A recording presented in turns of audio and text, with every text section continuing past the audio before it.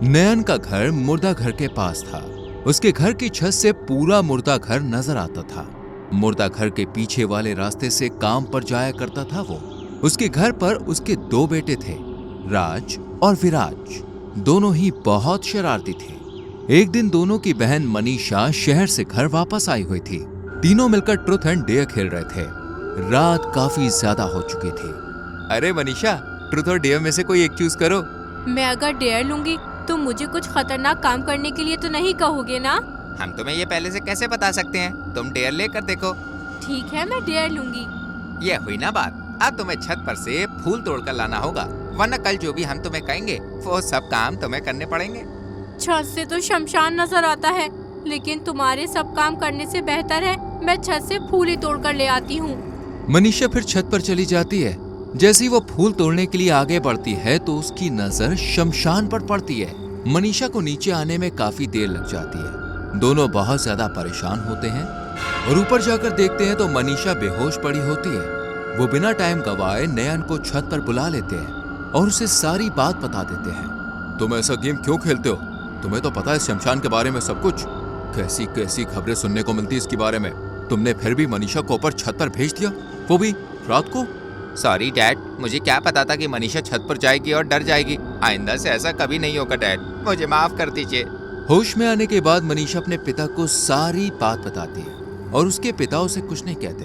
उन्हें पता था कि कब्रिस्तान के बारे में ऐसी बातें सुनने को मिलती रहती हैं। दूसरी रात नयन जॉब से घर आ रहा होता है। अरे आज कोई टैक्सी भी नहीं मिल रही, आज मैं घर कैसे जाऊंगा? नयन को काम पर देर हो जाने की वजह से उसे कोई गाड़ी या रिक्शा नहीं मिल रहा था।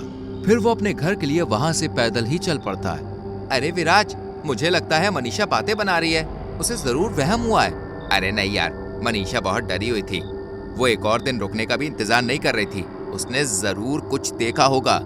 अरे यार, हम कम से कम 1 साल से शमशान के पास रह रहे हैं, हमें तो कभी कोई चीज दिखाई नहीं दी और ना ही हमें कभी किसी ने परेशान किया। और कल ही मनीषा आई और डर गई, डरपोक कहीं की। चलो हम दोनों चलते हैं और देखते हैं कि वहाँ क्या चीज है। अरे नहीं भाई, मुझे तो मेरी जान प्यारी है, मैं तो नहीं जाऊंगा। और मेरी बात सुनो, तुम भी वहाँ मत जाना, वहाँ बहुत खतरा होगा। अरे उधर कुछ भी नहीं है यार, पता नहीं क्यों सारे लोग उस जगह से इतना डरते हैं। आज इस बात का पता मैं लगा के ही रहूंगा। आखिर ऐसी क्या वजह है जो सारे लोग डरते हैं? मैं तो जा रहा हूँ। विराज अपने भाई राज को बहुत समझाता है, लेकिन वो विराज की एक भी बात नहीं मानता और मुर्दा घर की तरफ चला जाता है। राज अब उसी पेड़ के नीचे जाकर खड़ा हो गया जिस पेड़ पर मनीषा ने आत्मा देखी थी और अचानक से उसका पैर किसी ने घसीटा। छोड़ दो, छोड़ दो, जाने दो, मुझसे गलती हो गई, मत मारो, जाने दो, छोड़ दो, मुझे छोड़ दो, मत मारो, गलती हो गई, छोड़ दो।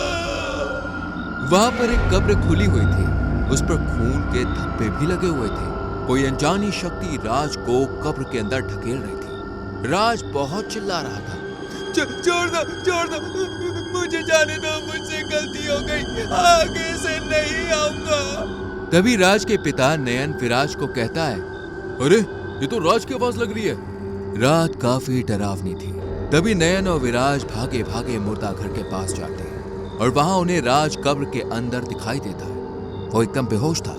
नयन और विराज ने राज को कब्र से बाहर निकालने की कोशिश की। राज काफी जख्मी अवस्था में कब्र से बाहर निकला। हवाएं तेज चल रही थी। जिस कब्र में राज को लिटाया गया था उसके पास ही एक घंटी राज को हाथ लग गई। अब सारे मुर्दा घर में घंटी की खौफनाक आवाज गूंजने लगी। मुर्दा घर के सारे मुर्दे उठकर खड़े हो गए और जोर जोर से चिल्लाने लगे। नयन और उसके बेटे काफी डर गए और वहां से अपने घर की तरफ बढ़ने की कोशिश करने लगे, पर मुर्दे चारों ओर से उन्हें घेरे हुए थे। जो मुर्दे थे वो एक एक कदम उनको अपनी मौत के करीब ला रहे थे। वो दोनों एक दूसरे को पकड़कर बातें करने लगे। मुझे तो बचने का कोई रास्ता नजर नहीं आ रहा, अब हमें कोई नहीं बचा सकता। विराज और राज डर के मारे रोने लगे और मुर्दे उनको मारने लगते हैं, कोई चाकू से, कोई खंजर से, तो कोई नाखून से। इस तरह से मुर्दों ने नयन के सारे परिवार की हत्या कर दी। अब उनका घर काफी वीरान पड़ा रहता है।